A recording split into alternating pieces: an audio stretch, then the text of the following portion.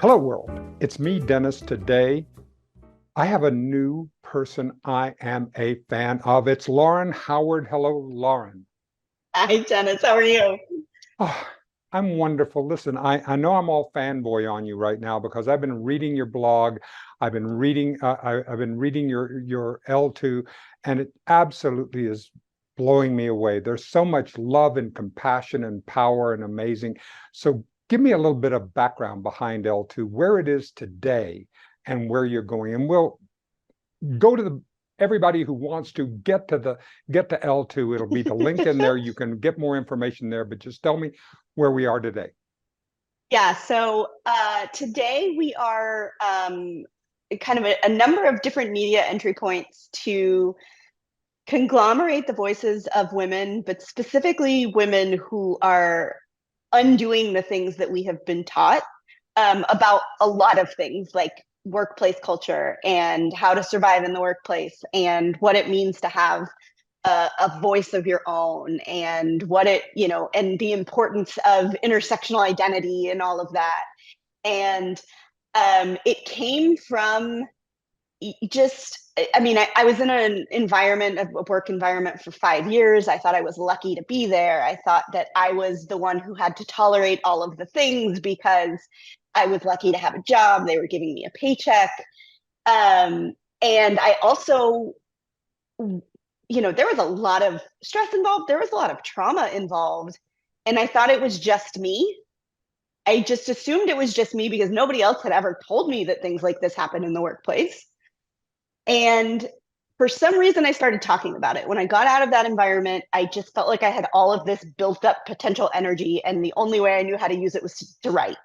And so I just started writing about it, which was kind of, I've always been a writer. I've never written in my own voice before. So this was new to me. Ooh, how And was as it that? started, So I want to ask yeah, all right, no, on that term because I want to go back to what you were saying about how so much of what we're doing right now is the unlearning process. Before we yes, do new things, we have to unpack, yeah, unlearn, get a lot of things that were there. And because I love that, because it means that we can't just start from where we are and move forward. Let's go back and figure out what the underpinnings are. So, what yes, was that like starting to write in your own voice? terrifying. It was absolutely terrifying. I had convinced myself over all these years that my purpose was to be in the background, to be supporting the other people who wanted all of the attention, that attention was bad, that wanting attention was bad. Um, and it was very, very scary. And the reality was, I saw a post from somebody that I eventually got to be friends with. I was using LinkedIn because I didn't know what my next step was. I figured that's where professional people went. I wasn't posting, I wasn't using it like as to be anything other than to try to network with people like through messages and stuff. And somebody posted something that said, if you're not posting because you're worried about what other people are thinking of you, two things. One, it's not your business. And two, they're not thinking about you. And I went, They're not oh, thinking about me. oh, yeah, that is really narcissistic to think that anybody will have an opinion on what I'm doing on the internet or anybody that matters. Like anybody that's going to take time to have an opinion about the completely innocuous things you're doing on the internet, they don't matter. Why is their life not interesting enough that they can have opinion about their own life? Where do they get that time? I don't have time for that.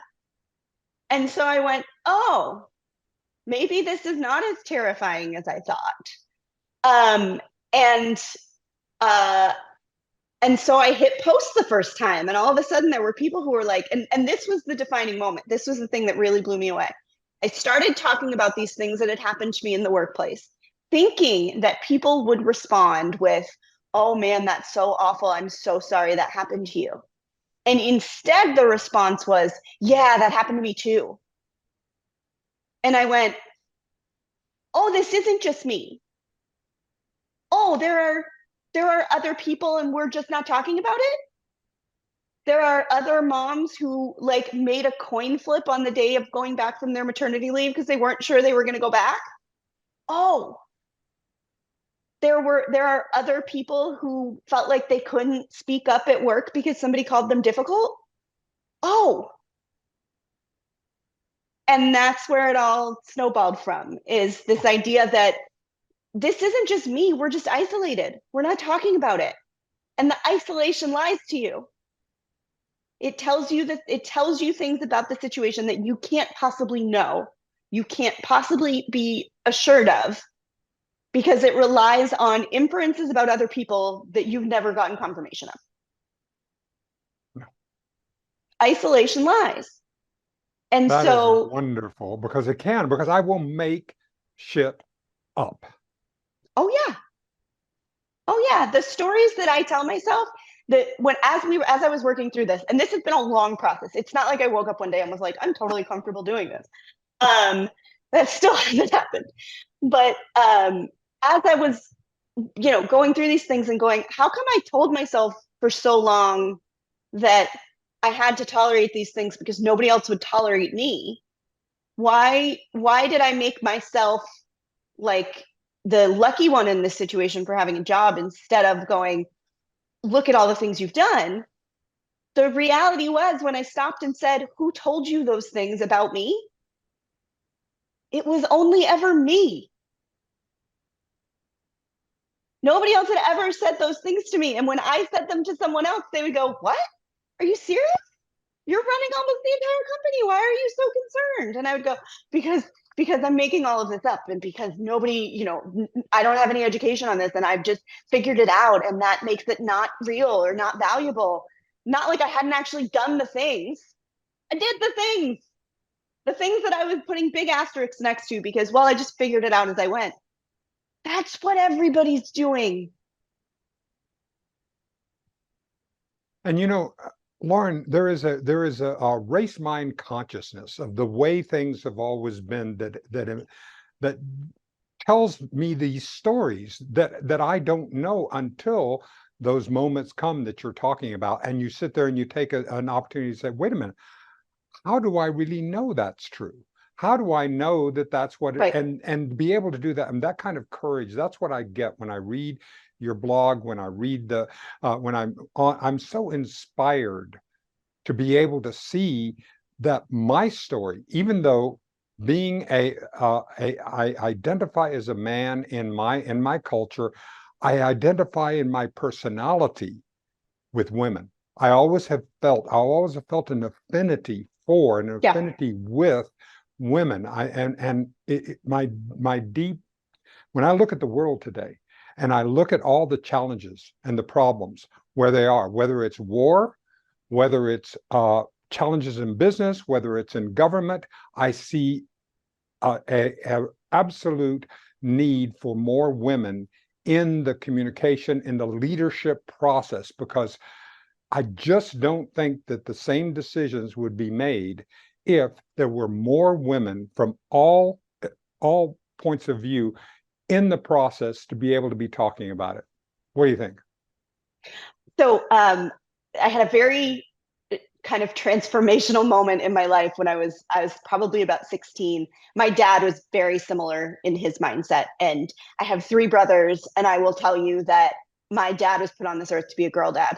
Not that he wasn't a good boy dad, but like, he was a girl dad. It helped that he was a psychiatrist, so he understood, like, all of the intricacies of the human mind in some capacity.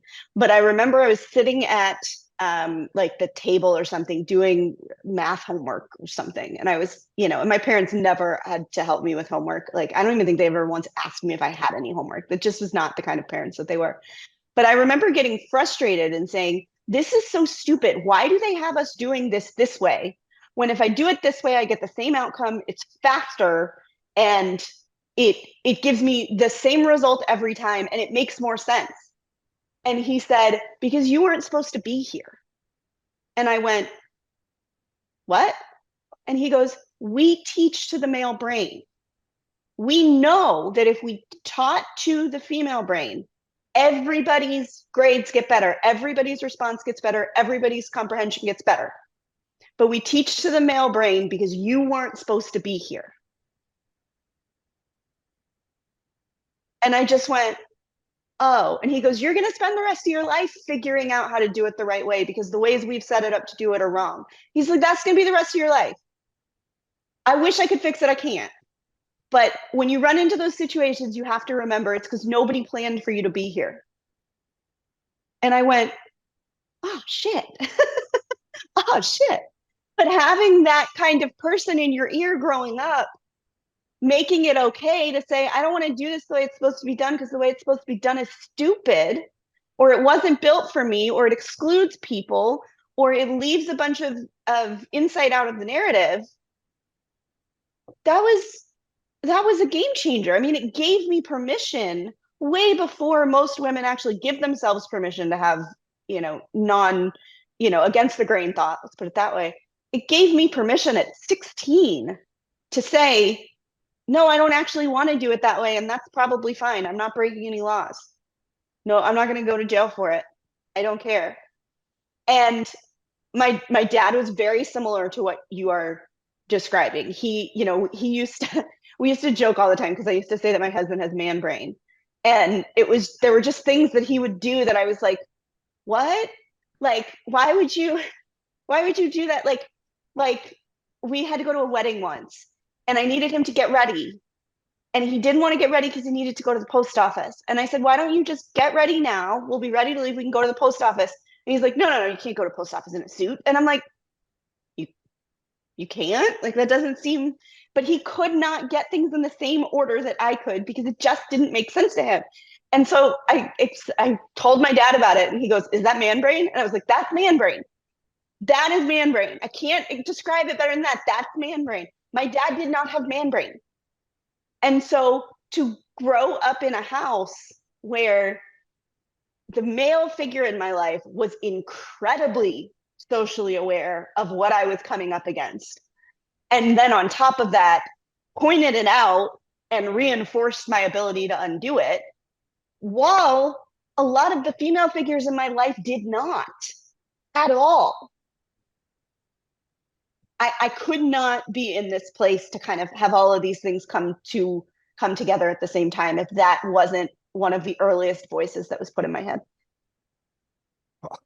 And then, so you go forward and you go forward in this reality, and then you're seeing, okay, wait a minute, I'm running up against these situations. I'm running up against these walls, the ceilings, the opportunities, the enmeshment of it. And so you decide to I decided to make myself small for a long time.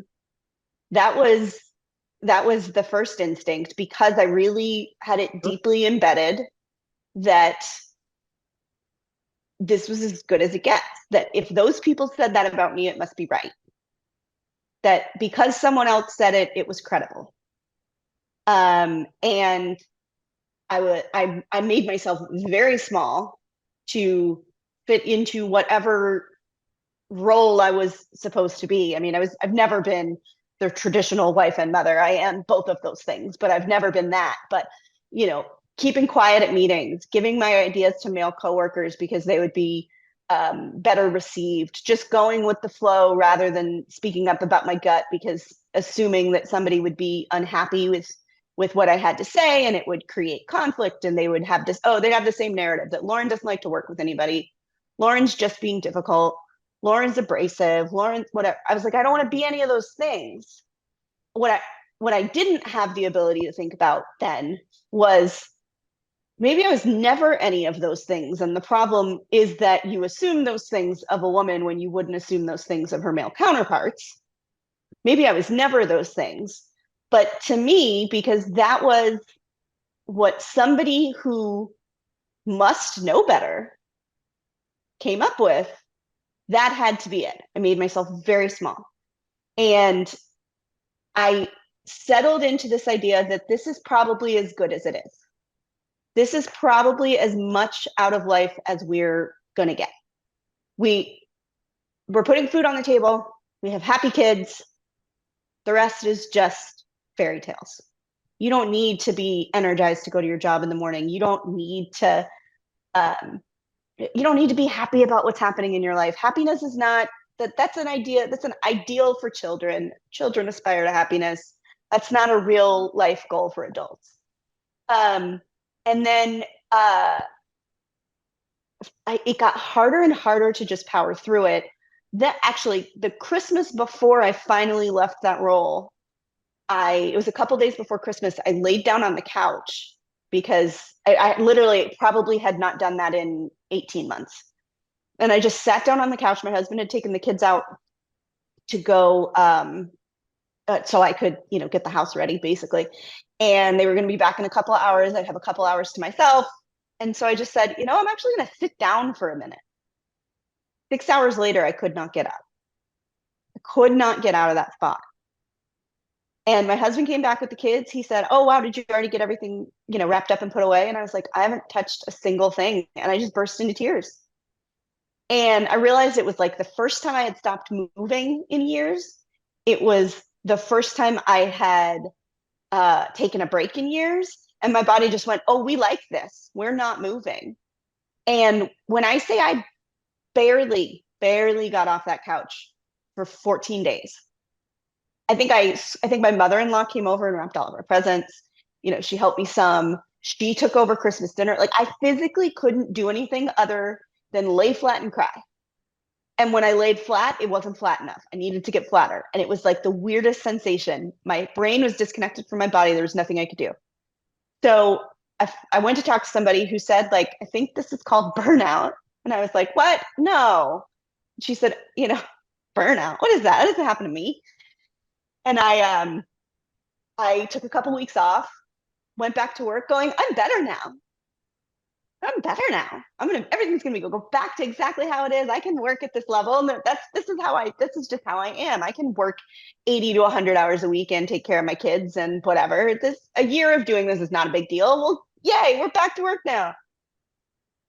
My brain had changed so much. People would bring me urgent projects and I would be like, "Why is this urgent? Why is this urgent?" You actually asked the question. Like, why are you asking me about this? How is this my problem? And then these thoughts started to creep in of like, maybe there is something more. And it's funny that as soon as you entertain the thought, all the no's become yes. No, no, no, no, I can't do that. No, I could never leave my job. No, I could never find a new job. No, no, no, no, no. It would be bad for my family. No, no, no, no. But what if, oh, maybe I can.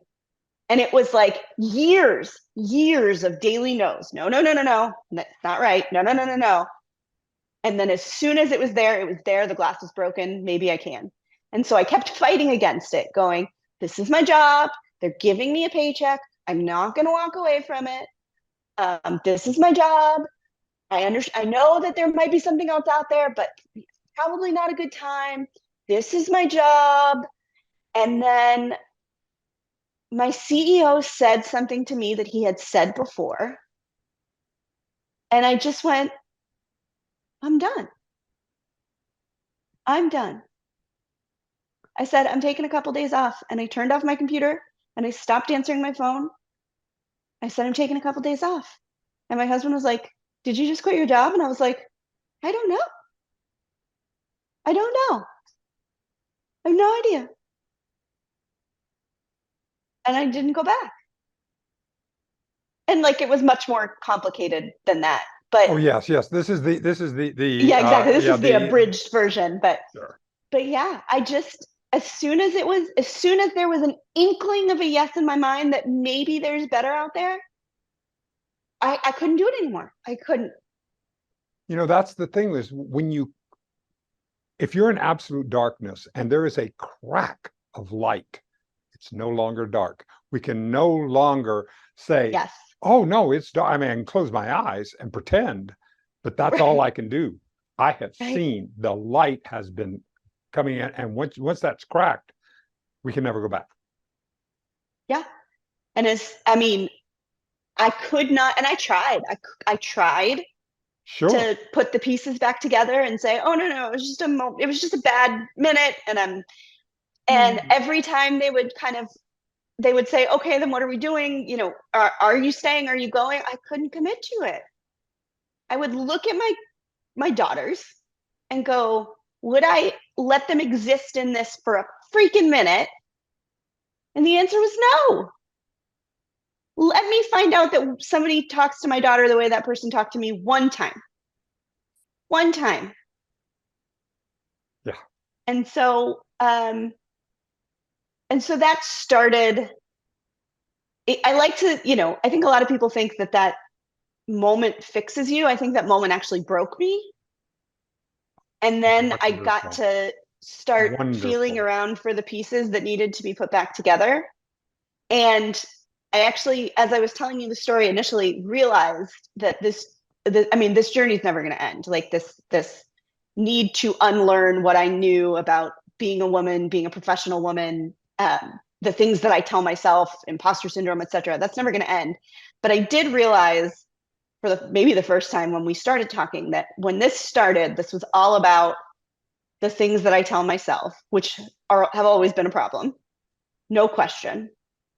But now that I have gotten better at recognizing what is my, internal naysayer versus what actually exists, it has morphed into what things was I taught by the people around me And the to society around build us. those narratives. Mm-hmm. Yeah. Well, and sometimes the very direct people around me. I mean, I have some really problematic people in my immediate family. Yeah. And the intention was always how to figure out how to deal with them. And it has now become, maybe I just don't need that in my life. And that was a transformational change that had to start somewhere of, this is what I'm telling myself. And then after a few weeks years, after a few years, it became, I started telling myself that because I heard, because someone told me, because I saw, and then moving those things out.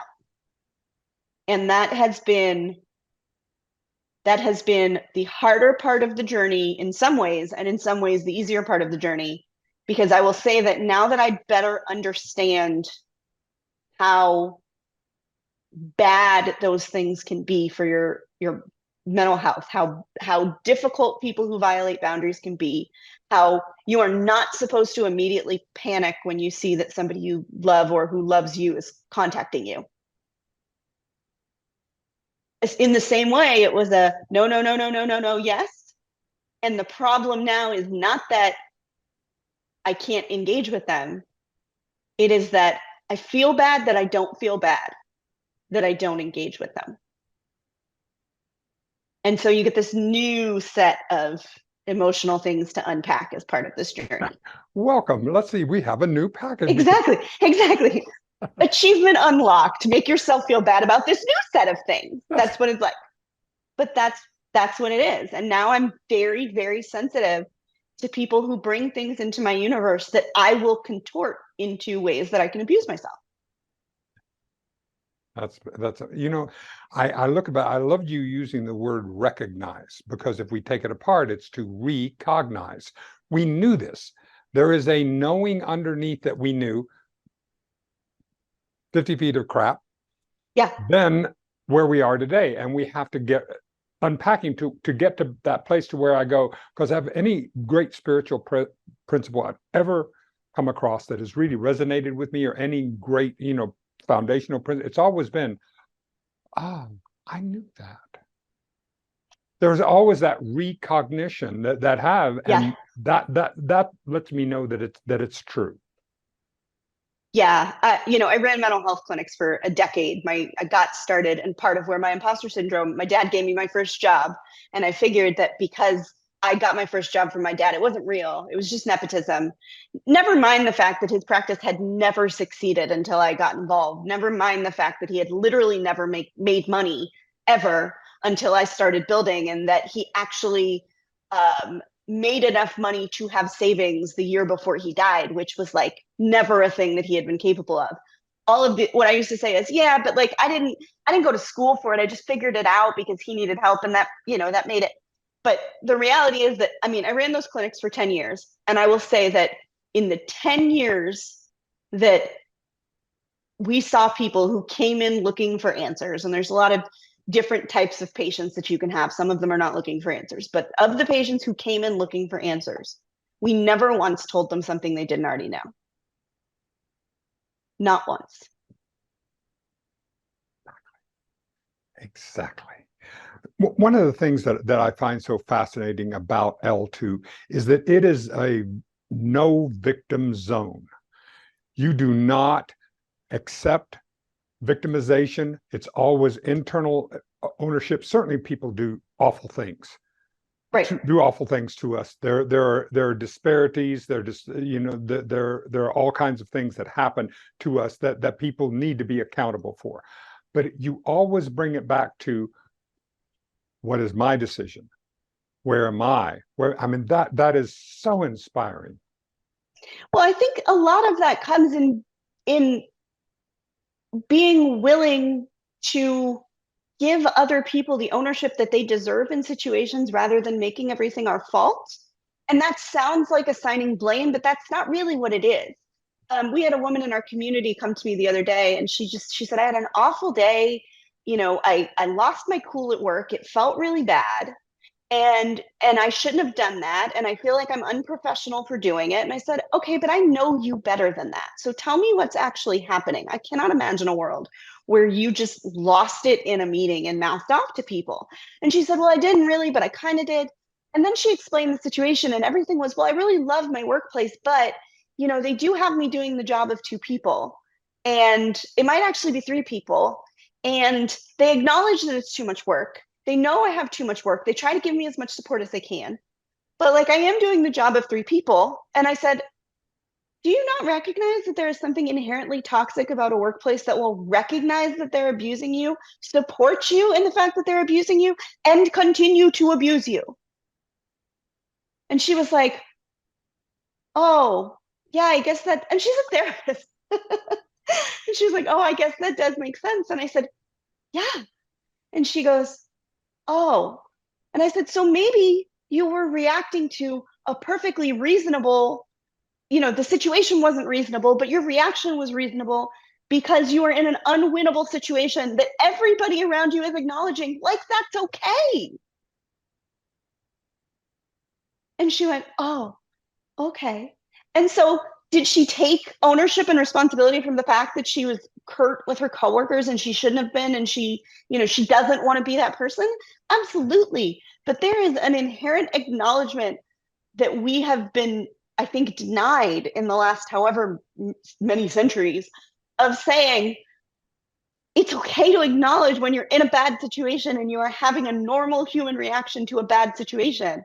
And if someone puts you in that situation, they are as responsible for that as you. I hate this narrative that you're responsible for your reactions when the person who puts you in the situation is not responsible for the outcomes.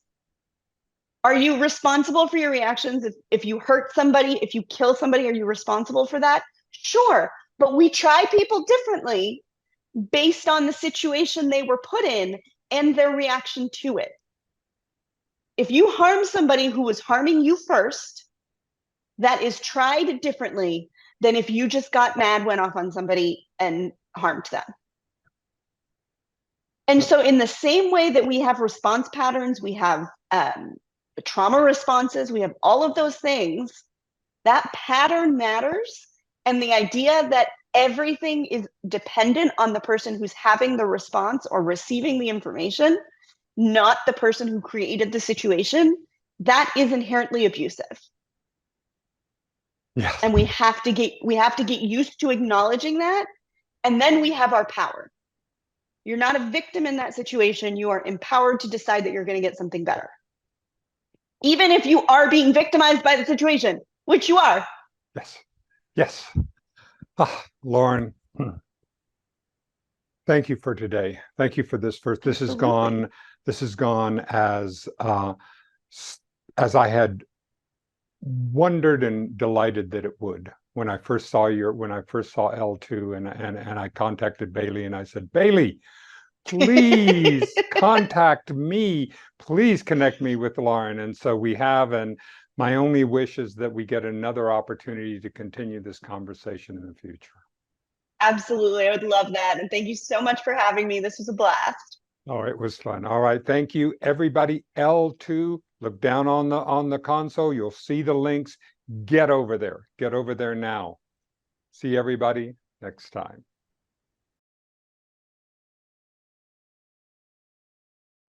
Imagine if you were able to watch your great-grandparents tell stories from their lives.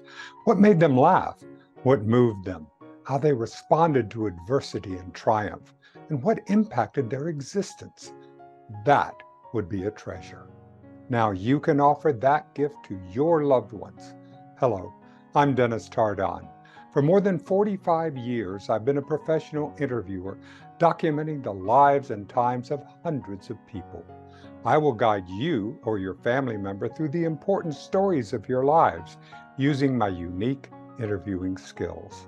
I'm now offering my legacy interviews worldwide via Zoom from the comfort of you or your loved one's own home. All you need is a webcam, and I will do the rest. Contact me today to schedule your legacy interview.